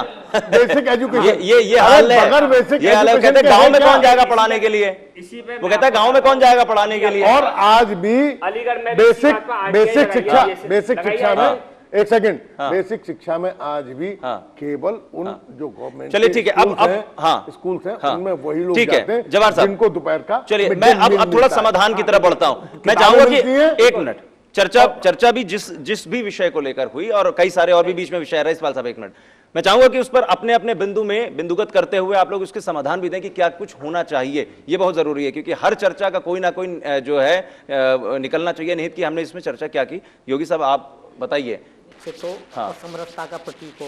कुछ प्रमुख बिंदु जो समाज को सुधारने के लिए हो सकते हैं। हाँ, क्या हम लोग सुधरेंगे? पहले हम ही सब समाज को जोड़ें। कोई दलित की बात कर रहा है, कोई सवर्ण की बात कर रहा है, लेकिन समरसता की यहाँ मेरे अलावा मुझे नहीं लगता कोई बात कर रहा हो। मैंने किसी जातिवाद की बात नहीं की है। एक सेकंड, आप हाँ प्लीज अपनी पूरी, हाँ नहीं आप बात पूरी करने दीजिए। जो प्रक्रिया रहती है उसी को मैं आगे बढ़ाऊंगा। हम सारे त्योहार समरसता से मनाते हैं, और जो हिंदू युवा वाहिनी का कार्य प्रमुख रूप से समरसता का है। हम जितने भी त्योहार मनाते हैं, सहभोज करते हैं, दलित एक जवाब देंगे मुझे, एक जवाब देंगे।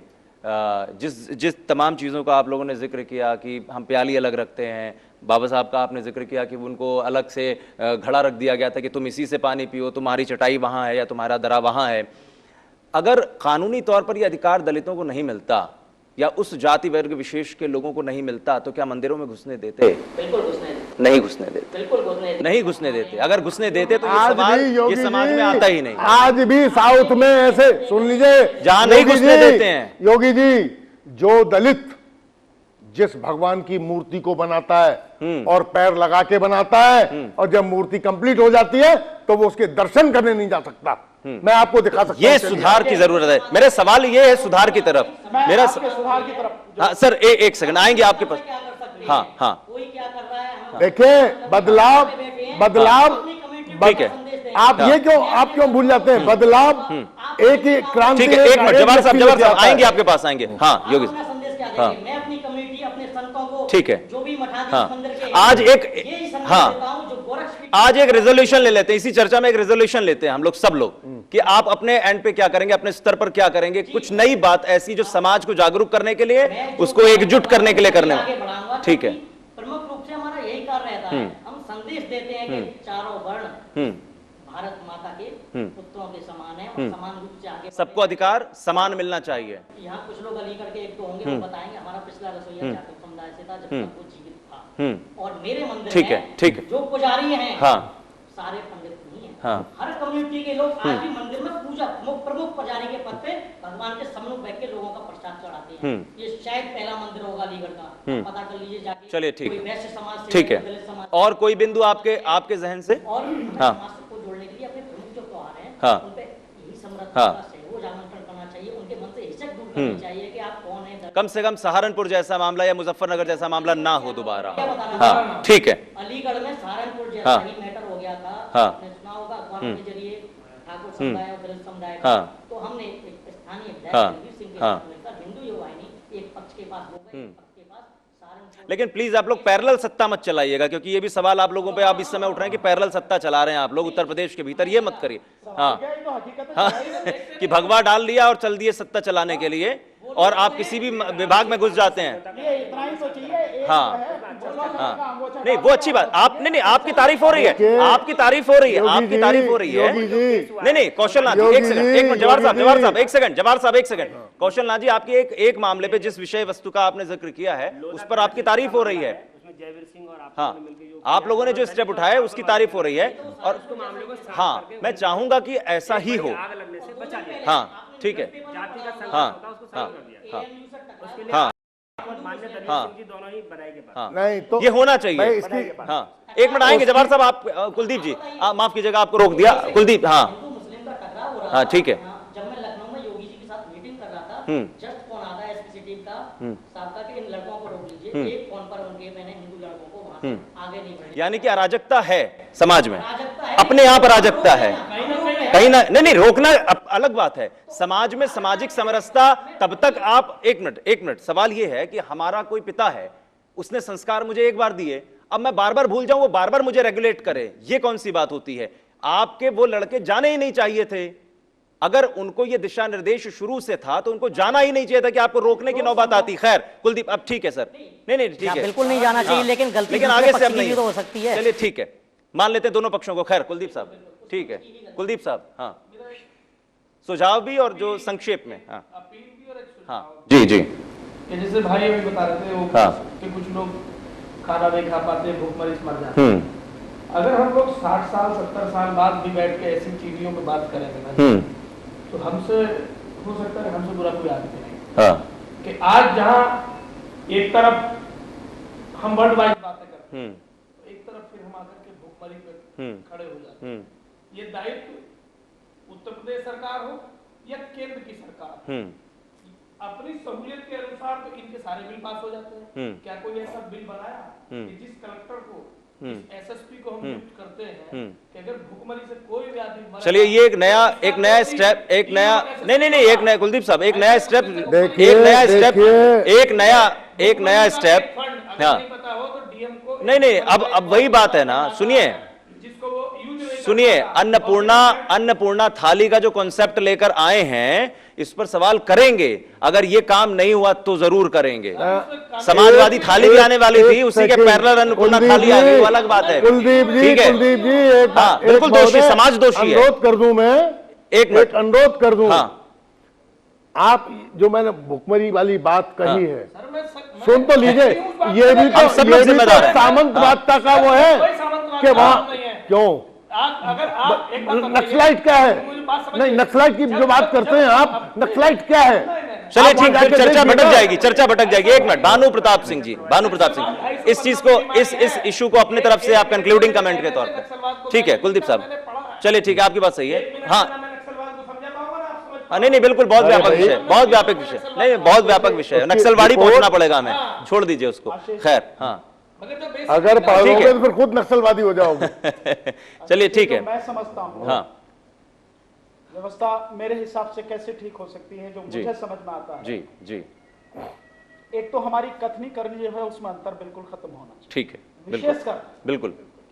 जो सामाजिक कार्यकर्ता हैं और उनसे भी कहीं ज्यादा जो राजनेता है, वो किसी भी पार्टी में, पार्टी से ठीक मतलब है। नहीं है, वो समाज का ठीक प्रतिनिधित्व करते ठीक है, हैं, ठीक। उन्हें उसका वो करना चाहिए। अब जैसे मैं एक राजनीतिक पार्टी, राष्ट्रीय जनहित संघर्ष पार्टी का मैं राष्ट्रीय अध्यक्ष हूं, मेरा कहना यह है कि जो भी कुछ होना है वो राजनीति से होना है, और राजनीति में अगर अच्छे लोग बाहर निकल कर नहीं आएंगे, सक्रिय रूप से योगदान नहीं करेंगे, तो राजनीति में गंदगी और बढ़ती चली जाएगी, और जितनी गंदगी बढ़ेगी उतना ही समाज के लिए जो काम करना उससे सब कुछ भटक जाएगा। ठीक है। अब जो बात करते हैं शिक्षा की, शिक्षा की आप बात करते हैं, लेकिन केवल बात कर रहे हैं। अंतर्राष्ट्रीय स्तर पर अगर देख लें तो हम कहीं भी हमारा नंबर टिकते नहीं है, हम कहीं टिकते, भी। हाँ कहीं नहीं टिकते हैं, उत्तर प्रदेश कहीं नहीं टिकता है, उत्तर प्रदेश तो छोड़िए, हाँ। देश में भी कहीं भी, हाँ। इवन हमारी आईआईटी तक हाँ। जो है, आईआईएम भी, हाँ। वो भी कहीं नहीं टिकते शिक्षा हाँ। में, तो हमारी हालत हाँ। क्या हो गई हमें समझ लेना चाहिए। पूरे देश में जब इसका आंकड़ा निकाला है तो 23वें 24वें नंबर पर आता है उत्तर नंबर पे प्रदेश। आता है, हाँ वो बिल्कुल भी सही, देश में, बिल्कुल अंतर्राष्ट्रीय स्तर पर तो नहीं, हम हाँ आते आते ही नहीं है। खैर कहीं हाँ, भी। दूसरा ये है, शिक्षा में बहुत जरूरत है एक गुणवत्तापूर्ण शिक्षा देने की, और सभी को ईमानदारी से शिक्षा देने की, केवल कानून बना के बैठ नहीं जाना। ठीक है, ठीक है। दूसरी बात, हाँ। जो शिक्षा के संबंध में माननीय सर्वोच्च न्यायालय के जो निर्देश हैं, उनका भी पालन होना बहुत जरूरी है। एक बात और, आप कहते हैं रिजर्वेशन की जरूरत नहीं है, मैं कह रहा हूं मैंने नहीं लिया रिजर्वेशन, बाबा साहब ने नहीं लिया, ऐसे कई लोग हैं उन्होंने रिजर्वेशन नहीं लिया, पर क्या आप ईमानदारी से इसे हटाना चाहते हैं? अगर आप रिजर्वेशन हटाना चाहते हैं तो आप, ये तो बिल्कुल वही वाली बात हो गई। मैं हाँ, आपको बता रहा हूं, वो करेंगे नहीं। नहीं आप बोलिए, फिर मैं एक एग्जांपल दे रहा हूँ। रिजर्वेशन हटाना है तो इस देश में सबसे पहले आप जाति हटाइए। हाँ। गुड, इस देश में हाँ, आप बिल्कुल सही है। हटाइए आप। लेकिन यही मैं कहने जा रहा था। अभी आज हम माननीय रिजर्वेशन, योगी ने कहा कि हम वर्ण व्यवस्था को मानते हैं। अगर आप वर्ण व्यवस्था को मानते हैं तो माननीय योगी जी क्षमा करना, आप अभी आपने कहा कि हम चारों वर्ण एक हैं भारत के, तो चारों वर्ण का मतलब क्या? कहाँ चारों वर्ण एक है? उसी वर्ण व्यवस्था। चलिए हाँ, उसी वर्ण व्यवस्था अब मेरी ठीक है, बात बातों को समझ मिसकॉन्सेप्ट नहीं करेंगे, बातों को मिसकॉन्सेप्ट नहीं मेरा करेंगे। एक- हाँ हाँ हाँ ठीक है, आप अपनी बात करें। हाँ अब सवाल नहीं, अब समाधान। हाँ भानु साहब, अब सवाल नहीं, अब समाधान।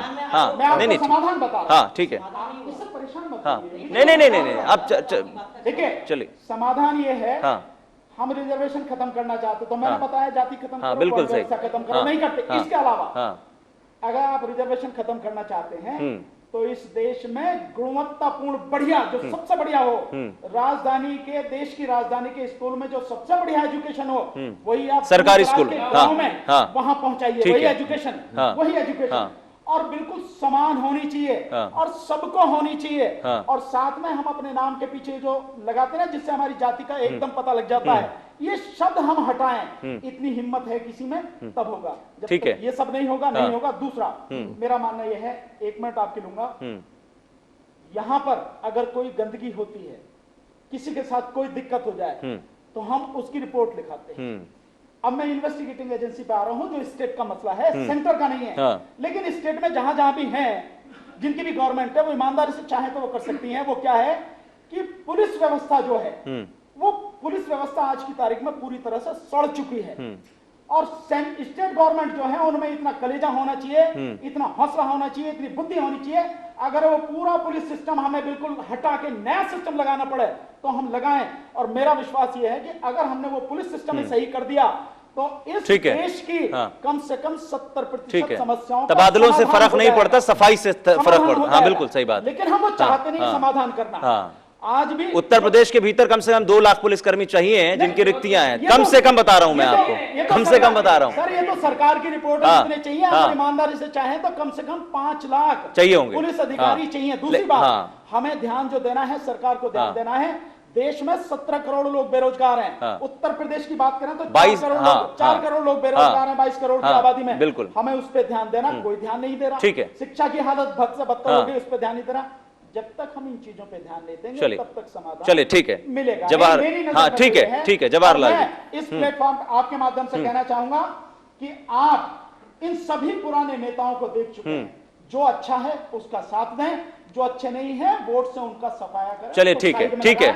और नए लोगों को, अच्छे लोगों को राजनीति, चलिए अब इसे कंक्लूड करिए। हाँ ठीक है, थैंक यू, थैंक यू। मेरा मानना यह है कि इस देश के लिए सबसे ज्यादा जरूरी है कि आदमी का जो विचारधारा है वो बदलनी पड़ेगी। लोगों को अपनी थिंकिंग, सोच बदलनी पड़ेगी। आपको ये सोचना पड़ेगा ये देश नहीं, ये आपका घर है। और आप जिस तरह से अपने घर में कोई नुकसान नहीं होना देख सकते, उसी तरह से अगर इस देश की किसी भी चीज को नुकसान होता है तो वो आपके घर को नुकसान होता है।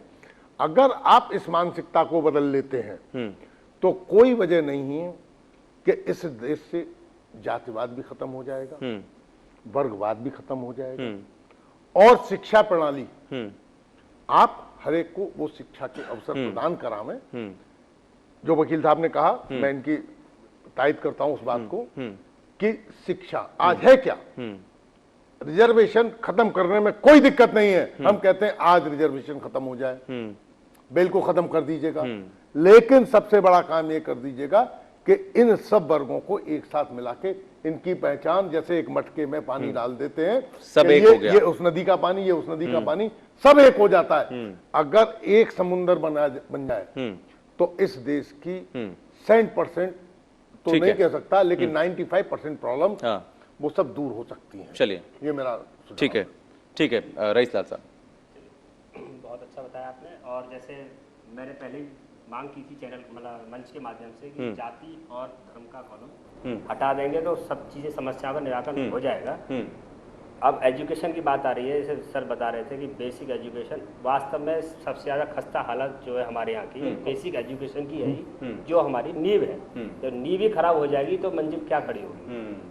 और नींव खराब क्यों है, उसकी वजह यह है कि जो अध्यापक का मूलभूत कार्य है उसको केवल वही नहीं कराया जा रहा, बाकी सारे काम उससे लिए जा रहे हैं बेसिक एजुकेशन की वजह। आप पल्स पोलियो अभियान वो करेगा, आयरन की टैबलेट वो खिलाएगा, कीड़े की दवा वो खिलाएगा, अगर कुछ कमी हो जाती है तो वो सस्पेंड हो जाएगा। ठीक है। लेकिन वो शिक्षा का कार्य, शिक्षण कार्य नहीं कर रहा है। इसके लिए पिछले 10 साल में कोई अध्यापक सस्पेंड नहीं हुआ, ना उसका वेतन रोका गया। वेतन रोका जाता है, साहब आपने बीएलओ ड्यूटी नहीं ली, वेतन रोक दो। उस पर ये क्यों, उसको उसका मूलभूत कार्य नहीं कराया जाए। फिर शिक्षा का स्तर बढ़ेगा कैसे? जब शिक्षक पढ़ा ही नहीं पाएगा तो बच्चे पढ़ेंगे क्या और स्तर कैसे सुधरेगा? आज भी वही प्राइमरी स्कूल है जिनमें हम पढ़े या आप पढ़े, स्कूल वही है और वही व्यवस्था है, वही व्यवस्था है। लेकिन उस व्यवस्था में जो ड्रॉबैक है वो केवल अध्यापक से पढ़ाने का काम छीन लिया गया है। उसे बाबू, डॉक्टर और हर तरह के काम सौंप दिए गए, सारे काम सौंप दिए गए। खाना भी खिलाओ, वो एमडीएम बनवा रहा है, वो नहीं बनवा रहा है, एमडीएम प्रधान बनवाता है, सस्पेंड वो होता है। और इतने कागज उससे पिटवाए जाते हैं कि उसके पास इतना समय नहीं है कि वो बच्चों को देखे। और बिल्कुल इनकी बात से सहमत हूँ कि एक विद्यालय में 9 टीचर और 2 बच्चे। बहुत सारे उदाहरण हैं मेरे पास इस तरह के। लेकिन सहूलियतें भी हैं, आप इस चीज को मत भूलिएगा। जितने बच्चों की छुट्टियां होती हैं उतने टीचरों की भी छुट्टियां होती हैं। आप देखिए प्राइवेट फर्म में काम करने वाले, मैं भी आपको बता दूं, वो 9 से 10 घंटे की शिफ्ट करते हैं और उनको हफ्ते में भी छुट्टी नहीं मिलती है। ये भी देखिएगा। बोलूंगा जो संख्या बल की बात है, अध्यापक और उसका रेशो ठीक नहीं होता। क्यों नहीं होता? बीएसए एबीएसए दाम लेते हैं, पास का स्कूल है, दे दो उसको, मेरा क्या जा रहा है। टीचर को सुविधा से भेज देते हैं। कई स्कूल ऐसे हैं, जिला अलीगढ़ से रिप्रेजेंट करता हूँ उसमें ही, और लोधा जैसा ब्लॉक जो सिटी एचआरए ब्लॉक है उसमें भी कई स्कूल ऐसे हैं जहाँ पर एकल विद्यालय, ठीक है, और उसके बराबर समाधान बराबर हाँ, मैं बताऊंगा उसके हाँ, बराबर वाले स्कूल में हाँ, 60 बच्चों पे 11 टीचर, वहाँ 60 बच्चों पे 1 टीचर, ठीक है, ठीक है। ये उनकी विषमता है, इस वजह से शिक्षण कार्य भी नहीं हो पाता है। और समाधान इसका यही है कि आपको दोबारा से फिल्ट्रेशन करना पड़ेगा, छात्र संख्या के आधार पर अध्यापक पहुंचाने पड़ेंगे, और अध्यापक से राष्ट्रीय 3 कार्यों के अलावा बाकी कार्यों को कोई MNA है, अच्छा, आशा है, इतनी- उनसे हाँ, काम लीजिए। हाँ, इसका conclude कीजिए अब, वही हाँ, कर रहा हूँ, हाँ, मेडिकल डिपार्टमेंट है, आयरन की गोली उनसे बंटवा दीजिए, उनके लोगों से बंटवा दीजिए। ये लेखपाल वगैरह के काम है, वो रोज गाँव में जाते हैं, BLO का किसी को आप नहीं तो थर्ड पार्टी को दे दीजिए भाई, इसको मतलब जो बेरोजगार घूम रहे हैं उनको कुछ रोजगार भी मिल जाएगा और आपका काम भी हो जाएगा, शिक्षक को शिक्षक का कार्य करने का भी मिलेगा, ठीक है। व्यवस्था सुधरेंगी जब इसमें ये सुधार होगा, शिक्षक को शिक्षक का कार्य करने दिया जाए। और बेसिक एजुकेशन में अभी बार बार आता है कि एक बार मैं कई बार इंटरव्यू देख चुका हूँ टीवी पे, एक लेडी बोलती है जनवरी फरवरी की स्पेलिंग नहीं लिख पाती है। वो क्यों? वो शिक्षा मित्र रखे गए थे जो गांव प्रधान की सहमति से रखे गए थे, उसमें एजुकेशन का स्टेटस हाई स्कूल था, आज वही बढ़कर के टीचर बना दिए गए हैं।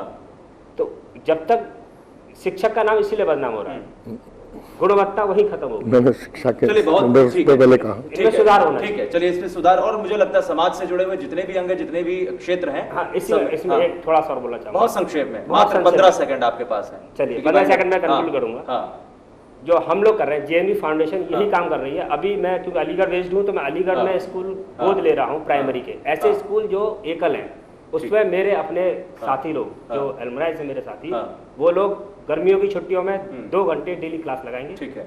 ये BSS आपको पत्र जा चुका, अनुमति अभी तक वो दे नहीं पाए। ये इनिशिएटिव है, अच्छी बात है, इस तरह का इनिशिएटिव है भाई, हम लोग खाली, क्योंकि मैं भी अध्यापक हूँ, मेरी भी छुट्टियां चल रही हैं, तो उसमें मैं ये देखिए बड़ा मोटिव दे सकता हूँ। समाज का अजीब सा ट्रेंड है कि इतनी तरीके की कॉम्प्लेक्सिटीज हैं, बावजूद हर बच्चा जो है वो टीचर बन के जो है रहना चाहता है, उसको लगता है कि बड़ा यहाँ पर सहूलियतें हैं, शायद ये मैं माध्यमिक एजुकेशन को रिलेट करता हूँ और आज से नहीं। चलिए, मैं चाहूंगा कि जो कंसर्निंग डिपार्टमेंट है उसमें आप लोग अपने अपने स्तर पर चीजों को भेजते रहें, हम अपने स्तर पे जो कर सकते हैं, हमने हाँ, एक्स्ट्रा क्लासेस खोलना चालू कर दिया बच्चों की।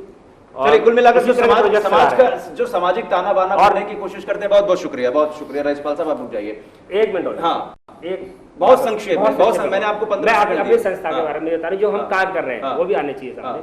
हम अपने जो एलुमनाइज हैं, क्योंकि हम फिलहाल नवोदय कम्युनिटी पे काम कर रहे हैं, कह रहे हैं पहले घर अच्छा करें, सर ने कहा पहले अपने घर को सुधारो, फिर मोहल्ले को, फिर समाज को, वही कर रहे हैं हम। नवोदय कम्युनिटी के जितने भी बच्चे पास आउट होकर जा रहे हैं उनको अलग अलग कोचिंग सेंटर्स में free of cost MOU sign करके उनसे उनको कोचिंग करा रहे हैं। उनका खर्चा या हम वेयर करें या कोचिंग वाला वेयर कर रहा है, बच्चों को नहीं देना होता, क्योंकि वो बच्चे एलिजिबल हैं, उनके पास योग्यता है, लेकिन उनके पास धन का अभाव है, उनकी एजुकेशन सफर ना करे, उस पर हम लोग काम कर रहे हैं।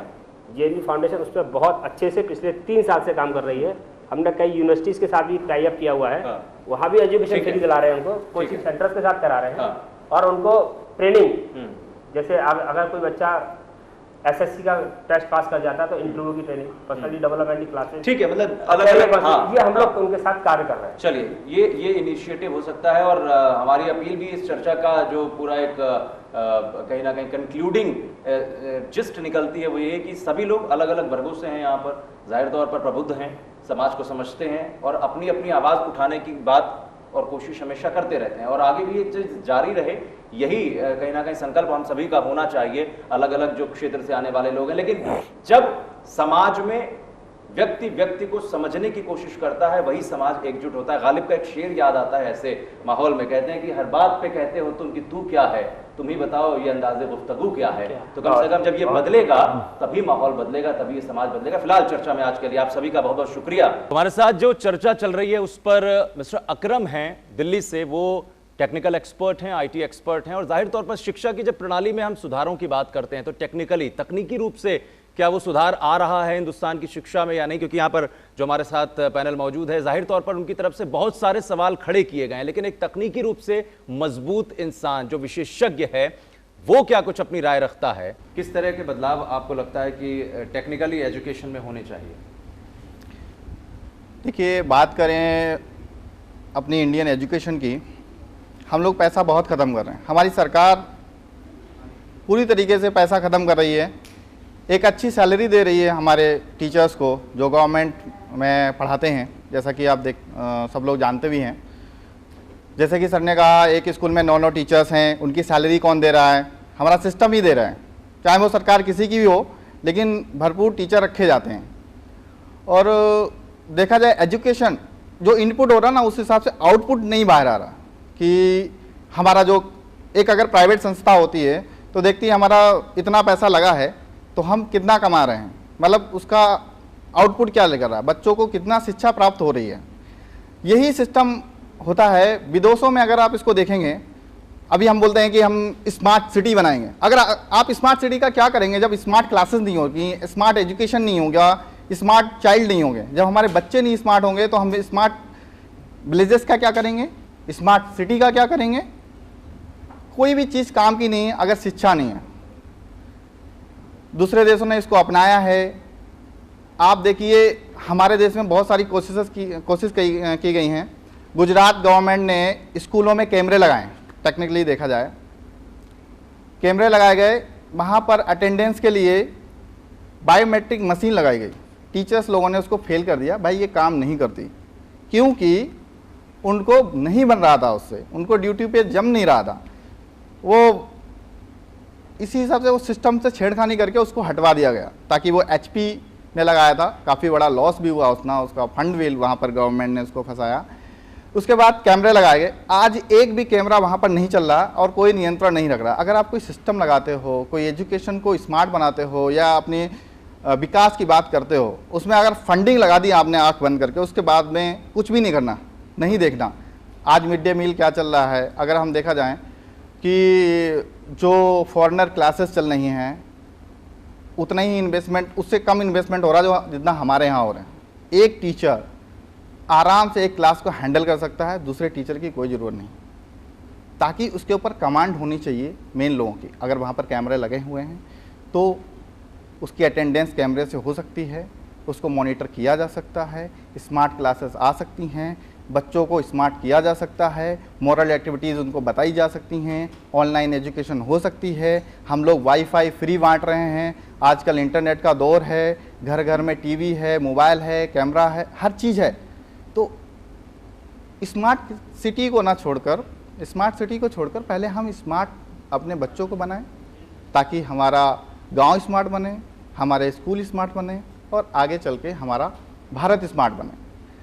हमारे भारत के सबसे ज़्यादा इंजीनियर विदेशों में काम करते हैं, अच्छी अच्छी पोस्ट पे हैं, प्रोग्रामर्स हैं, IT से रिलेटेड इतना अच्छा नॉलेज, इतना अच्छा लॉजिक हमारे युवा रखते हैं भारत के। बाकी देशों में ये चीज़ें बहुत कम पाई जाती हैं। जितने बड़े सॉफ्टवेयर, जितनी अच्छी कंपनी हैं पूरे वर्ल्ड में, वहाँ पर भारत के लड़के आपको बहुत अच्छी पोस्ट पे मिलेंगे। जैसे कि आप गूगल में देख लीजिए, सुंदर पिचाई जी, माइक्रोसॉफ्ट में देख लीजिए। तो हम लोग कर सकते हैं, हम लोग अपने देश के लिए भी कर सकते हैं वो चीज़, हम अपने एजुकेशन सिस्टम के लिए कर सकते हैं। मैं तो कहता हूँ हम एजुकेशन सिस्टम को ऐसा कर सकते हैं कि एजुकेशन मिनिस्टर चेक करना चाहे कौन से स्कूल में, किस प्रदेश में, कौन से स्कूल में बच्चा उपस्थित है या नहीं है, टीचर उपस्थित है या नहीं है, ये एक क्लिक पे हो सकता है, एक सॉफ्टवेयर के जरिए हो सकता है।